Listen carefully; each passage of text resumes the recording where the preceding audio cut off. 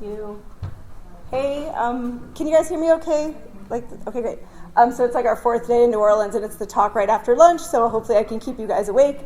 But I'm talking to everybody today about this fish that we are totally in love with and why we think it's ready for commercialization.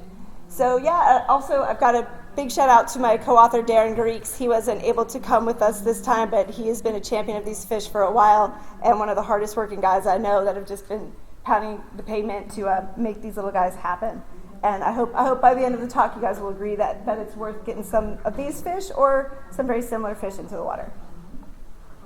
So our company is Ocean Era Inc. That's the OEI there, and I'm just going to briefly go over some of our Nainui research. Nainui is the Hawaiian name for Kyphosus vaigiensis, also called Enenui, as well as the Brassy Chub. So we'll talk a bit about broodstock, spawning level rearing, some feed trials and grow out, and then we'll touch a little bit on the marketability of the species. So Kyphosids are found around the world in tropical and temperate waters. They're schooling fish, usually in shallow coastal waters. They're generally herbivorous once they settle out onto the reef, but they will opportunistically eat some small crustaceans. All of our broodstock are wild caught, and they came from within 30 miles of our facility.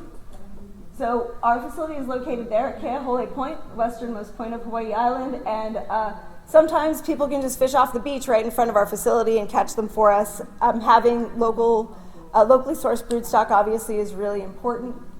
And they've been very amenable to tank life, really pretty easy to work with. There's a picture of some of our broodstock there.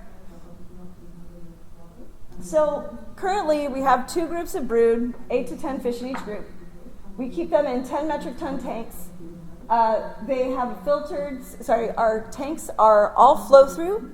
We filter the water to 5 microns, and then it's like a single pass. We've got about a 2-hour turnover for our broodstock.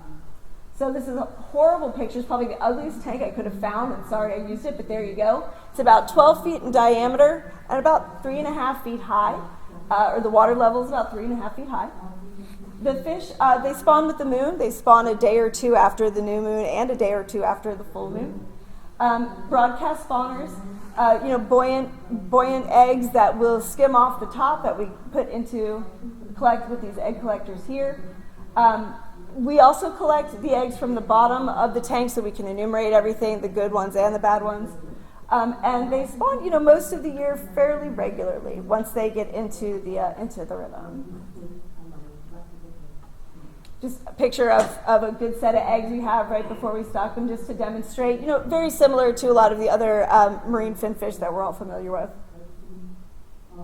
So for these fish, we make their diets pretty much, every other day. It kind of ends up looking like this gross, fish cake brownie, but they love it. A mixture of Mad Max and vitamins, different vegetables, some spices, that's paprika that we put in there, and some beef gelatin, and it's worked quite well for us over the years. So spawning, with both the groups of brood, there was a little bit of induction initially, and then ever since that they've spawned volitionally.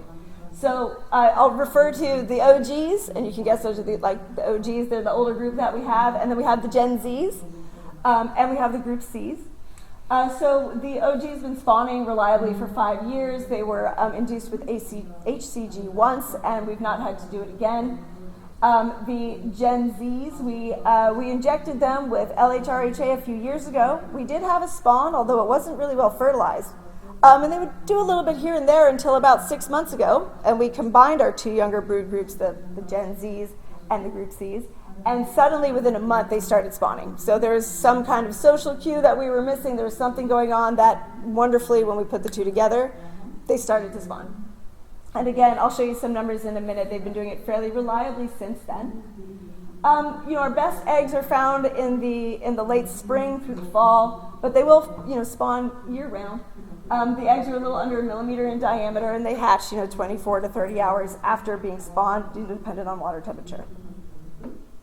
Everything we do is ambient light, ambient temperature. We don't do any manipulation with our broodstock or our larvae or the eggs.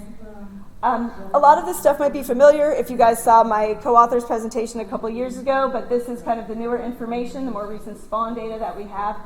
So you can see these kind of like the little dips and valleys in viability and stuff. And right here is where our second brood group started to really kick on.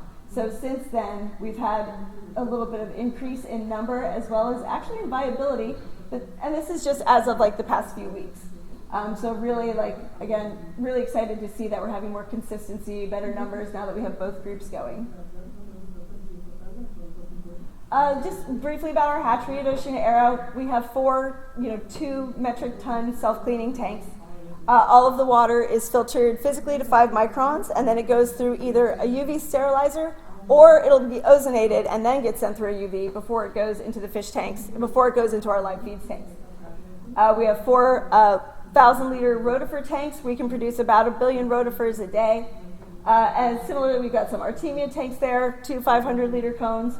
We use the standard Separt system that many of you probably do, with additional lighting and heating on the rotifers and the Artemia.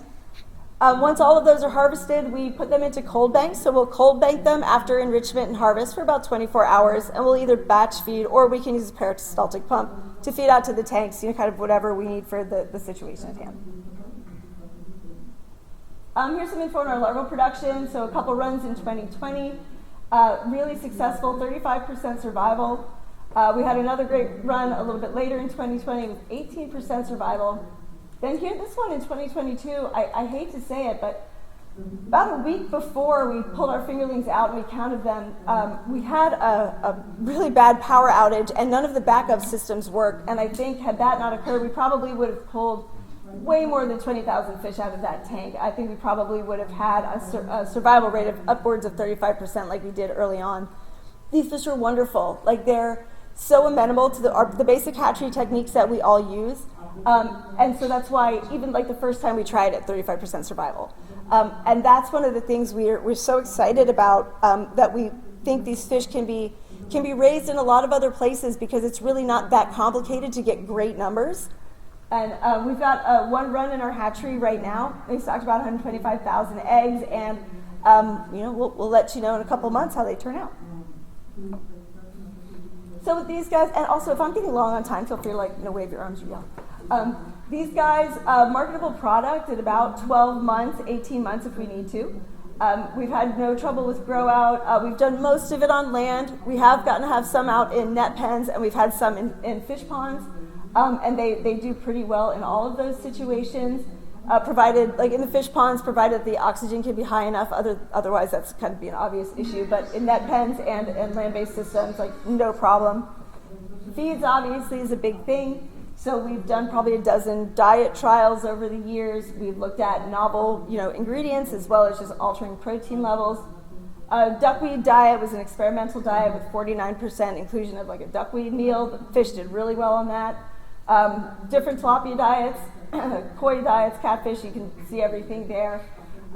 Like so many fish, be them herbivores or carnivores, they'll do well when you have diets that are high in protein and higher in lipids. And so we always had the best growth when we use a yellowtail diet. So the diet that's made for cereola that's grown out in Hawaii. We'll use that, and that's kind of been the standard because the fish always did better when they were being raised on that. Until we tried a tilapia diet that was made by EWAS. It's called tilapia 39.9, 39% protein, 9% lipid, and it did just as well as the yellowtail diets. So since then, that's kind of been our go-to feed. Unfortunately, within the past few months, stuff has changed, and EWAS can no longer import that diet into the United States.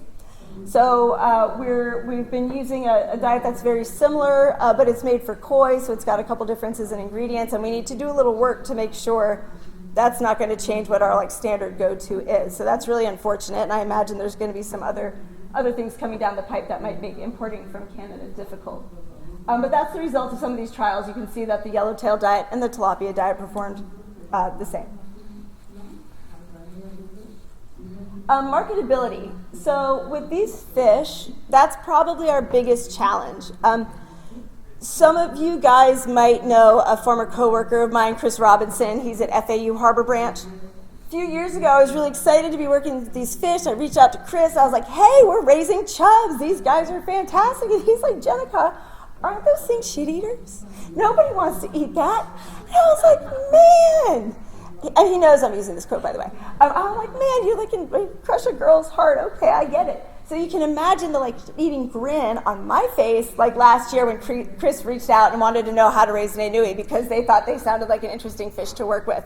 So it was great, a little bit of validation, and we're excited to see that all these presentations might be worthwhile if folks at Harbor Branch are considering working with this species as well, because really, they are fantastic, and there's no reason that folks in Florida, the Caribbean, and the Southeast Atlantic shouldn't give them a try.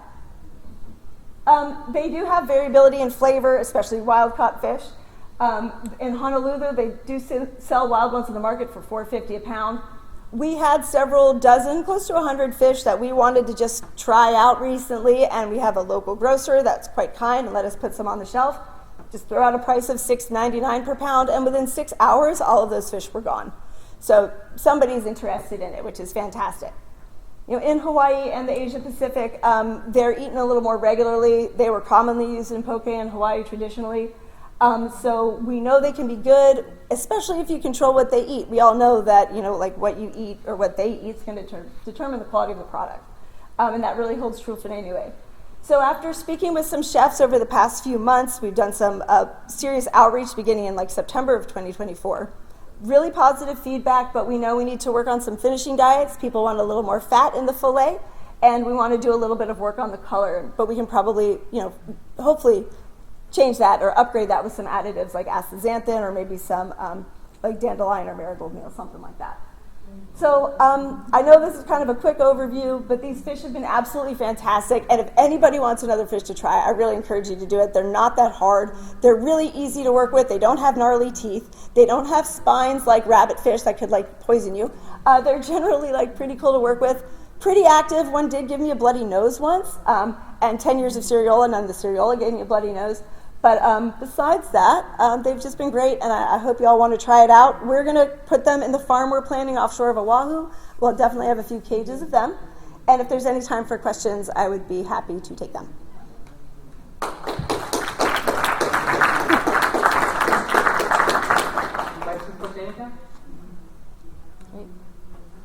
you done trials on density?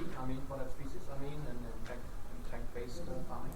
So we have a pretty limited density that we can do when we're doing the grow out stuff because we don't have supplemental oxygen available for them.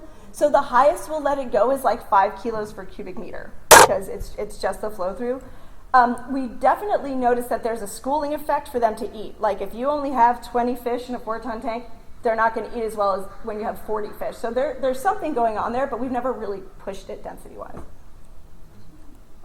Do you know if this is the same species they had at Texas A&M? I don't think so. The Bermuda chub is a different species, but they're really pretty closely related. Maria Fonfas. How do they taste? I think it's a mild, flaky white fish.